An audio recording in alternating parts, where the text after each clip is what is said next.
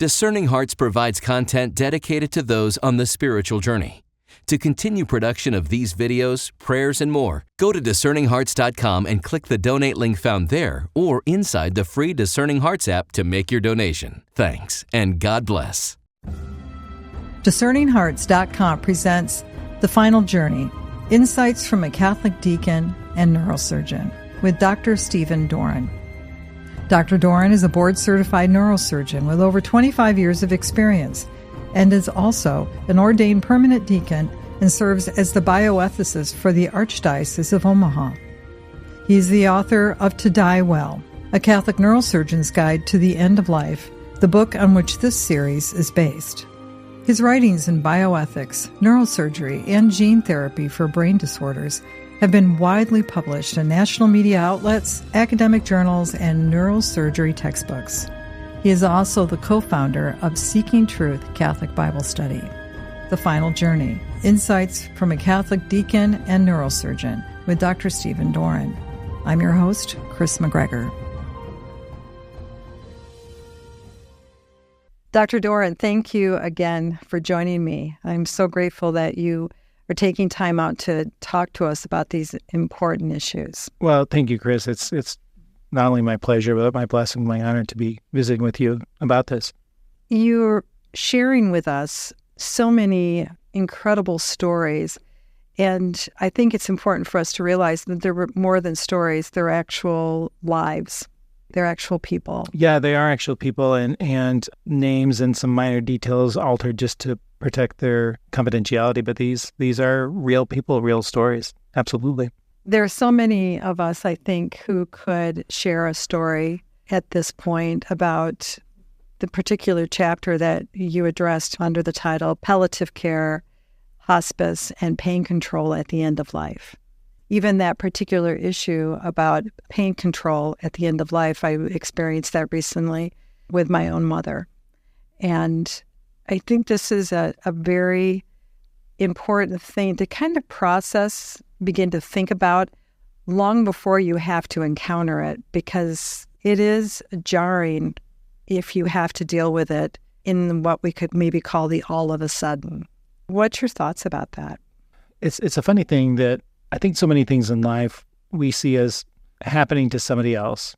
And despite everybody intellectually knowing that we're all going to die, this emotional and spiritual realization that, no, this is going to happen, it's not just somebody else who's going to go through this. It's going to happen to me. It's going to happen to my spouse. It's going to happen to my parent or whoever. The kind of the normal, understandable denial of that reality keeps us from really thinking about some of the issues at end of life. And, some people, they die suddenly, but a lot of people don't. And so we're put into these situations where either for ourselves or for somebody else, we're asked to decide something. What do you want to do? So much of medicine is not necessarily prescriptive, like you have to do X, Y, Z. That can be some situations where if you don't X, Y, Z, something bad's going to happen. More often than not, we're confronted with decisions that we have to weigh out and we have to balance. And so many of the things at the end of life are in this realm that there isn't one course you can chart that's going to work for everybody. And each situation is as unique as the individual. So I'm going to say this again and again, I'm sure during our conversations, if nothing else that comes out of someone reading this book, talk to somebody. Talk to somebody you trust. Talk to somebody who shares your faith, who will make the decisions for you if you can't, or if you are in the position to make decisions that you've kind of prepared yourself so you're not overwhelmed. It's medicine, illness, death are so overwhelming. I think so much stuff just happens to us as opposed to participating. And so I that's what I hope that comes out of this, is that people have this desire to participate and not just be a passive observer in what's happening to themselves or their family member. I think for some, I know it was for me at one point in my life, that if I chose to begin to think about this, that I am somehow embracing a negative or something I don't want to deal with, I want to put it off. If I don't think about it, somehow is it just not going to happen? or I'm afraid of what the reality that I might have to encounter if I do ponder this. And yet, as you know, as a deacon in the church, this is something that we're called to ponder all the time, especially at certain points in, say, even in the liturgical year, right?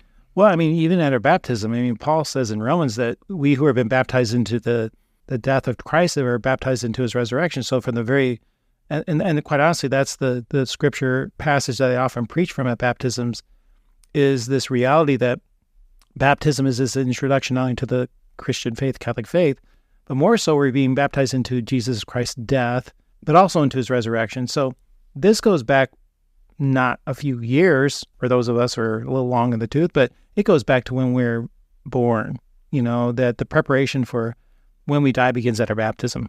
Yeah, I think that's, as a young parent, the last thing you want to talk about is life insurance because, I don't even want to look at death. And yet, as you said, I mean, this is one of those things that we have our hope that is firmly anchored in Christ. I heard a definition of hope once that it's two things, basically. You're to remember that God keeps his promises.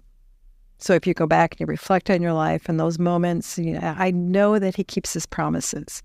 There was even a young girl in Nazareth who made that declaration that he does keep his promises. And then the second part was that God is bigger than us. So, and he's stronger than us. So if you're anchored in that, and you know that, and he keeps his promises, and you know you're going to be with him, then death doesn't have that possibility of a void or an ending that it can never be sustained. We really do anchor ourselves in the faith of eternity. That can be a real challenge for people, don't you think? It can be, and I'm so glad you used the word hope, because actually someone was asking me the other day, okay, so the title of the book is To Die Well, which kind of implies you may not die well, right? So what does it distinguishes a good death is indeed that hope. You just talked about the hope for the resurrection, the hope for life eternal, and absent that hope, well, it's not all that surprising. We have, issues like, euthanasia or assisted suicide. I mean, I know we'll get to that later, but I think that's that hope of the resurrection, which is what buoys us up, throughout our lives, and especially, as the end approaches. And, that when someone's entering that final stage of life, whether they're enrolled in hospice care, palliative care, the ideal is that it's not necessarily seen as like around some baton death march, and the inevitable's coming and we're just going to get, the end is coming, but I'm just have no say-so in how that ends, but rather that as that journey, as opposed to death march, as opposed to the journey towards death is buoyed up with hope. And so I'm grateful you use that word hope, because I think that's an important word, that bullet points, have someone, you talk to somebody, right? And then hope. I'm going to keep a list of bullet points in our conversations there. Hope. It has to be one of the bullet points of these conversations. Yeah, I think in the United States that we have somehow, at least in the United States, maybe it's in other parts of the world too, that we've taken hope and we use it for the word which actually we're wishing. I can say, I'm hoping that my husband will have the yard done by the time I get home. And actually, what I'm thinking, what I should be saying is I wish he does, because I really don't think he will. Right. No, that's a very good distinction. No, we don't wish upon a star when we're thinking about the everlasting life. It's not the same. The reason I wanted to set that up in this particular part of our conversation, because now it comes to the point where you're making decisions about how, if you can, how this ending will come about and how you enter into it. And if it's something that, and I think we've talked about this before, when is it you're prolonging a life? And on the other hand, how long is it before you're prolonging a death? And I think that's, in this particular case, it's maybe easier if you've attained a certain age, you're saying, I'm ready, as opposed to maybe you're younger or you're having to deal with the unexpected. You introduce us to a guy named Zach for this particular conversation. And I thought that was a really interesting choice. Like, he seemed like he was a very interesting fellow. Yeah, I think because I think in many ways we want to sanitize things and we want to have nice, neat stories that everybody is pulling together and it all works out and it's all good in the end. And the story of Zach is kind of more typical, that it's messy. You've heard the word, or even I think it's a book titled "Life is Messy," right? If life's messy, oh my goodness, death is super messy. And Zach was young, and his personal life was tough.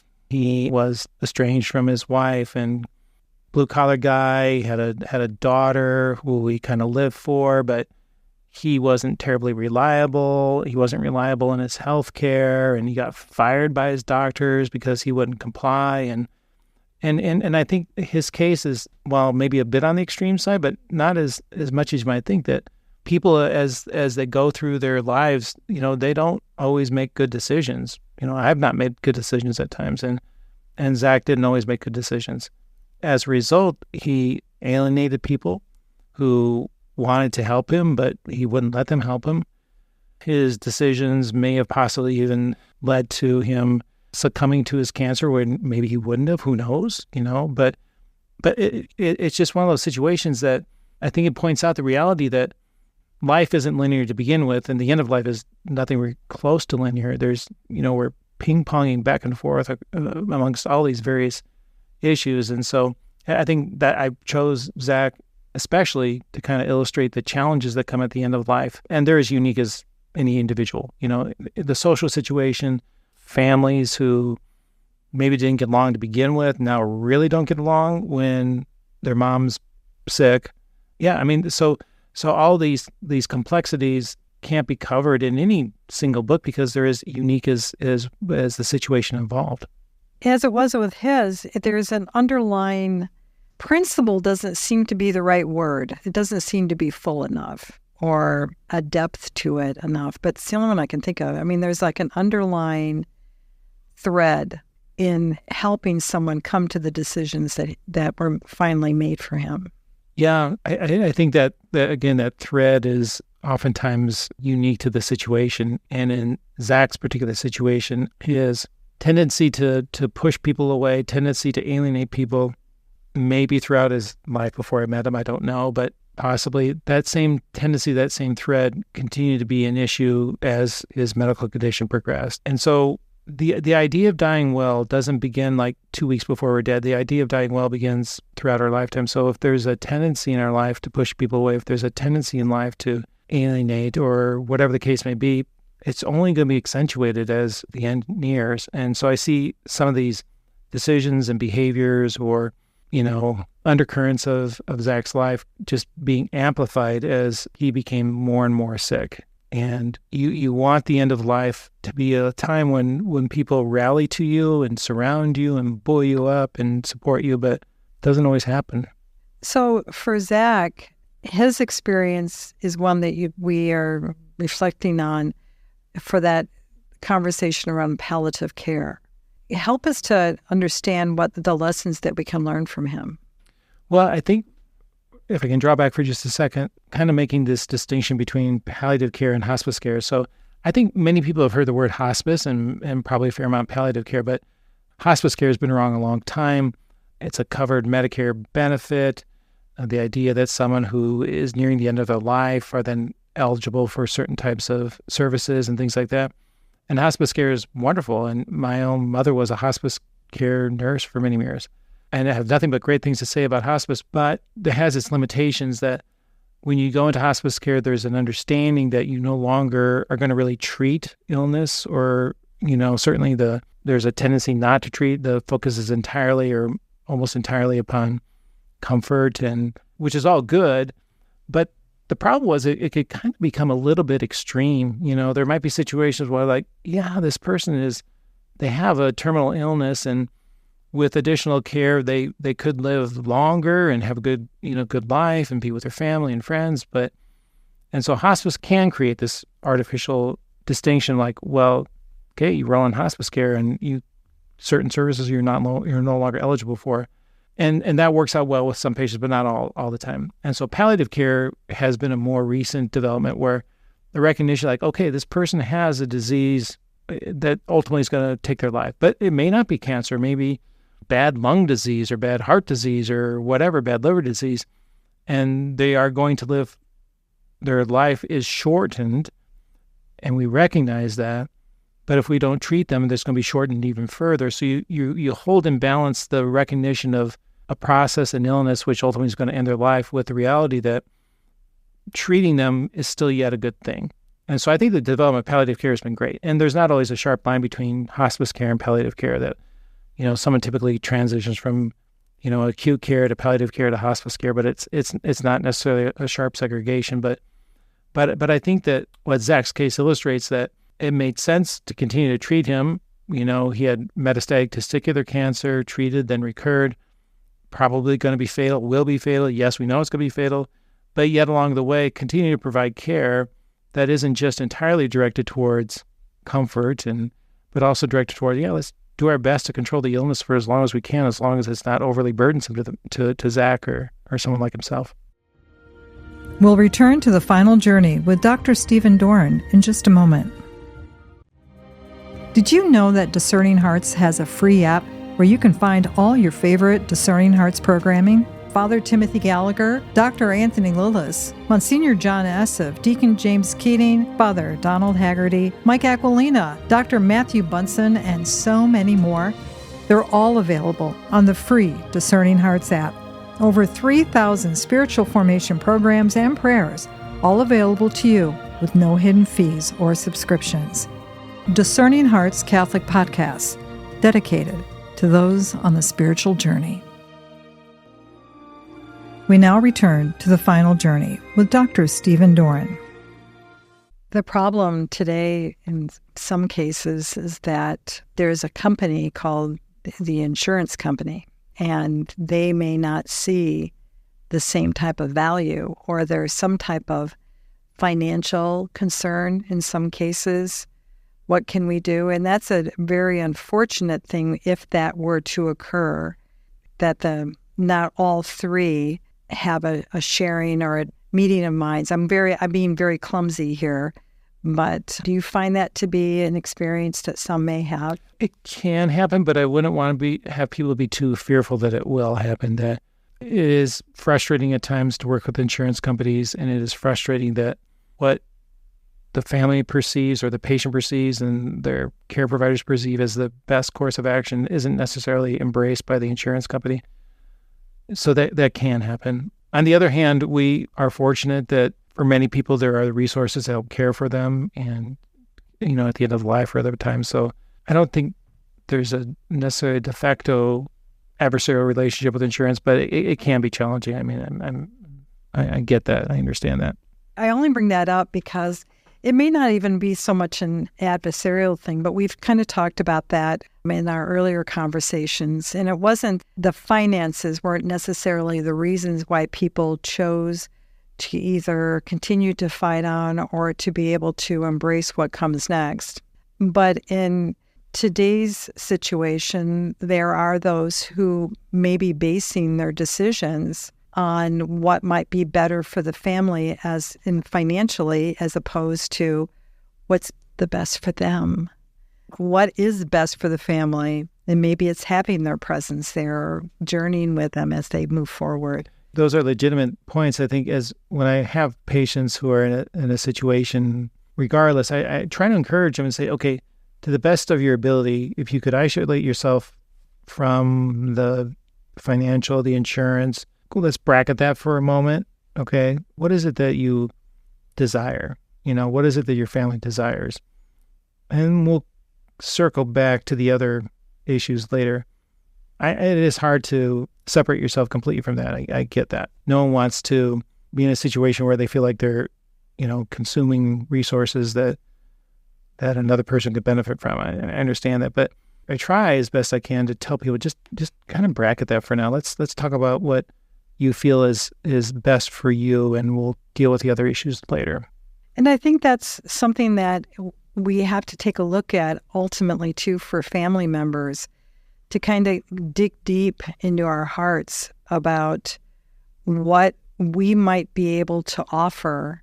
It's that sacrificial suffering that we will do for loved ones who are ill, to be able to maybe give them more and to kind of go in deeper in that. Am I overstretching this particular line of thought? No, I don't think so. I think throughout our lives, we are hopefully answering the call to live for the other and not for ourselves, and so hopefully the end of life is no different. So the decisions we either make for ourselves or for others are not, well, we have to hold this all in balance. I mean, we don't submit ourselves unnecessarily to a self-sacrifice that we're not necessarily being called to. So, and all those things need to be held in tension and looked at through the eyes of love. You talk in the book, it's on page 43, and I think these are really important, the 4 conditions that govern the particular principle that in making these decisions. And you say that first, the action itself must be morally good, or at the very least, morally indifferent, neither good nor bad. And second, only the good effect of the action must be intended. The bad effect, while foreseen, must not be intended. I might as well go ahead and read the whole thing. The third, the good effect must not occur by means of the bad effect. That is, that the end does not justify the means. And finally, there must be proportionality, grave reason to permit the bad effect. This is something that do we actually use these particular standards? Is this something that's normative? That's why I say it's good to go into having conversations, at least if not family members or folks that are actually enduring the moment of having to make the decisions, but people like chaplains, pastors, pastoral ministers, they kind of need to help along with the medical staff to kind of look at these things. Wouldn't you agree? Yeah, and what you're referring to is what's known as in Catholic medical ethics as the principle of double effect.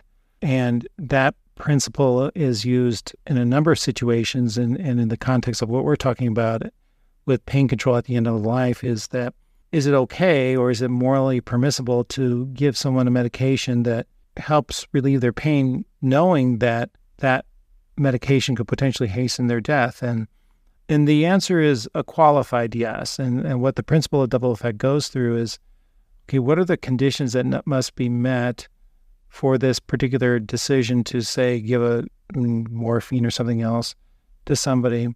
And I would say it's a very technical part of the book, and it's an important part of the book, but it helps make this distinction between pain control versus mercy killing, euthanasia. I even had someone say, what's the difference? Whether you give morphine and they die or whether you give someone a dose of a barbiturate and they die, what's the difference? They're dead anyway, right?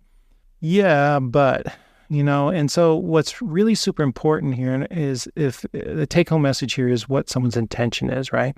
If I do something intentionally and know it's going to bring about a bad effect, but that's not what I meant to have. That's not my primary goal. I don't mean to have somebody die. My intention is to relieve pain. And I recognize that in doing so, there's this anticipated but not intended bad side effect. I'm going to give pain medications. I know doing so is going to help control pain, which is good. But I recognize an anticipated but not intended side effect is that might depress their breathing. They could pass. That's way, way, way different than someone who says, I intend to kill this person. I intend to give them morphine so that they stop breathing and they die. And so, but the problem is intention it's an internal thing. You can't look at me, Kris, and know what my intention is right now. I can't look at you and hear you and know what your intention is. Yet that's the crux of this. What did you intend to have happen? Did you intend for this person to die, or did you just intend to relieve their pain? So the principle of double effect helps us guide those things, guide that decision-making, and it comes up in other issues too that we'll talk about later. But it helps us in many areas of medical ethics in very, very difficult situations, and pain control, which we're talking about, is one of them, but it comes up in other situations, ectopic pregnancies, early induction of labor, all this stuff that, thanks be to God, the church has really thought through so that decision-making isn't just willy-nilly off the cuff, situational ethics that people sometimes will accuse. No, there's a backbone that helps, that undergirds why it is that is morally licit, morally acceptable to make these decisions in certain circumstances. But I would also tell you that, for the most part, I don't want people to be fearful that in most situations, their pain can be controlled, or other symptoms can be controlled, and with medications that don't necessarily hasten their death. That the situation where medication may be hastening their death doesn't happen all that often. It can happen, but it's not as common as you might think. Yeah, I thank you for bringing clarity to that, because that, from my own experience with my mother, I think it's more common to people's experience than I thought until it happened to me. And for my mom, in her particular case, she had been suffering from some dementia, and she had suffered a serious illness. She had gone through terrible mobility issues, where so much that she was in pain a great deal of the time. And when she had gotten sick and was in a care facility, they had put her into hospice. They said, "You better come," because she had just stopped eating. And at some point, my mom was experiencing heavy cramping of her muscles, and they were giving her morphine because she was just in so much pain. And I remember sitting with her, and I raced to be with her, and I was able to get there at midnight in Michigan from Omaha, and my brother, who had been sitting at her side as she was struggling for 23 hours, we just told him he could go home. I'll stay. But I really thought, both my brother and I thought, knowing our mom, we thought she'd be for weeks and weeks. She's got a Scottish heart, right? And man, we were giving her morphine for the pain. It was about 2:00 in the morning, and I really thought I was just killing time by myself. My mom, I played some music for her, and the young man came in and gave her more morphine, scheduled dose, and she was more relaxed. And I thought, well, I'll pray the Divine Mercy Chaplet. And so I did. And when it came to the very last prayer, my mom, who had been breathing steadily, "Holy God, Holy Mighty One, Holy Immortal One," she breathed in, "Have mercy on us and on the whole world." And she breathed her last. It was just that quiet. I sat there and I thought, wow, the bigness of God, because she had been taken a half hour before. It would have been beautiful under Tony Bennett singing to her, or half hour later, it would have been a wonderful moment. But to have it happen at the very last moment of that prayer, and I'm not aware if she ever had a special devotion to the Divine Mercy. But in that hope, I had been reminded by a friend that the Lord said that for those who help promote the Divine Mercy, that He will be there in that last moment for family and friends. And there He was. He kept His promise. And I had in the back of my mind as a niggling, while it was such a beautiful moment, I had, for the longest time, I thought, did we do the right thing giving her the morphine? Because did the morphine hasten her death? Did we do the right thing? But on the other hand, it all came together the way that it was supposed to. As you were talking about this double effect, that's where the rubber really hits the road, because there was no ill intent. Nobody wanted my mom to pass, but I also didn't want her to suffer, and we had no intention by giving her the medicine, but it was to take her pain so that she could have some peace. I didn't mean to go on that story, but I think it demonstrates that fine line where we're trying to walk here. And I think for somebody who might have had the thought, I just want it to be over with, I think that's where you have to maybe need to go talk to someone in reconciliation, or to kind of break that open with a spiritual leader to kind of help you reconcile in your own heart, to have you come to some type of peace. Yeah, I think your story is a really, really good one, because I think so many people can relate with that, with a family member, a spouse, a parent, or a child. But I think you also really hit the highlight, is that your intent, the caregiver's intent, was to relieve pain. And did the medications hasten her death? Possibly. But if they did, that's okay, because that wasn't your intent. And So even though sometimes these things, these ethical principles seem a little too esoteric and detailed, and your eyes start to glaze over when you hear them, it's like, oh, no, actually, they're there for a reason. They really help us. Now, yeah, I mean, the individual at the time probably has no idea what the principle of double effect means and really doesn't care. But I think what it does allow us to do is to have policies or even more so just to provide reassurance and comfort that no, it's okay, and it's okay that what you did, you didn't cause your loved one to die. Because what I find is oftentimes in retrospect, there's this, hindsight, like, oh, if only if I not, if I hadn't done this or I had done this, would things have ended differently? And am I therefore somehow responsible and culpable for what happened? And I see that and in many situations where decision-making is being thrust upon a person, a family member, and they do the best they can. And then they look back and say, oh gosh, did I do the right thing? Normal, very natural. And I wouldn't even necessarily discourage someone from looking and asking that question. I think that's fine. I think that's healthy. But I think, again, just coming back to what is it that your desire is, your intention. But to your point, our motives and our intentions aren't always 100% one way or another. We're human, and we may in our heart of hearts intend or desire a certain thing, but other competing interests sneak in. And that's where, to your point of like, okay, I need to work through this. I need to talk to somebody, I need to go to confession or talk about spiritual, whatever. Because it seems like we're always a little bit conflicted, right? There's always a little bit of something that's in conflicting us in situations. So I think it's okay to ask questions. I think it's okay to bring it either to confession or to spiritual direction, even if you know in your heart of hearts what your intention was, but yet also recognizing my intentions are never 100% pure. I get that. That's human. And I think that's the real value, not only in your book, but in the conversations that you're having with us now, because it is about dying well in the future, right? But it's also reflecting on the experiences we've had in the past. And we're not a Eucharistic people if we don't believe in the power of transformation. And it's okay to go back and revisit.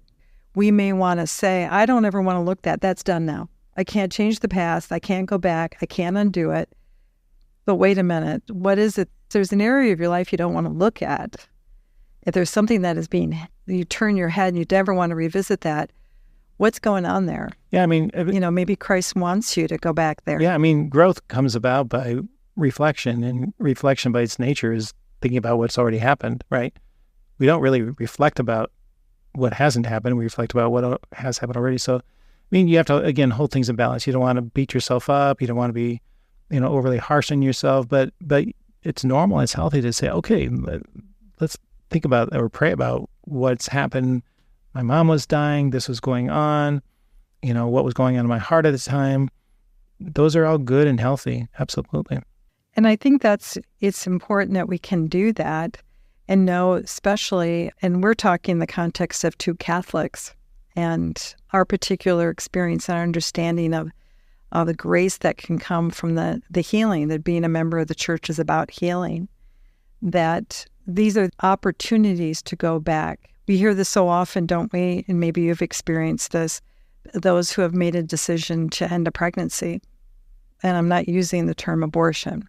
That there are those who have made certain decisions because their understanding at the time was such. But now that maybe they've had experience and they're growing in their faith, and here's an area of Christian doctrine where, oh, I don't want to look at that because then I have to revisit a choice, or I might convict myself of something, which is not how the gentle Jesus does this. It's not how the Holy Spirit works, right? But you shouldn't be afraid to do that. I mean, this is where there's Dr. Doran, but then there's Deacon Doran trying to help those people come to a sense of peace so that they can truly die well. So again, in just kind of closing out this particular aspect of our conversation, do you have any final thoughts or reflections on those who may have to approach palliative care or entering into hospice? What kind of guidance would you give them? Yeah, I would say that, and I think this guidance holds true in all areas of medicine, but I think in particular at the end of life is whether it's you, who is a person who's dying, or the person who's making decisions on your behalf. Don't be a passive participant. Be engaged, be involved. Understand what the goals of treatment are. Make sure you articulate either for yourself or for the other person what their desires might be. And I think so often what I see happening is it's like this steamroller and people just kind of get run over, and I apologize on behalf of the medical community that sometimes in the name of efficiency or whatever, we tend to treat problems that way. So be involved, understand, articulate, but that means having conversations in advance, right? That means there's some people who say, you know what, if given the choice between being awake in pain or being peaceful and asleep, I'll choose being awake in pain every day. I want to be awake. I want to see family. I don't care how much pain there is. And then there's other people who feel differently. Said, pain just overwhelms me. It overwhelms me to think about being in pain at the end of life. But unless you articulate that, and either is okay. It's not like one's bad and one's good. They're both okay.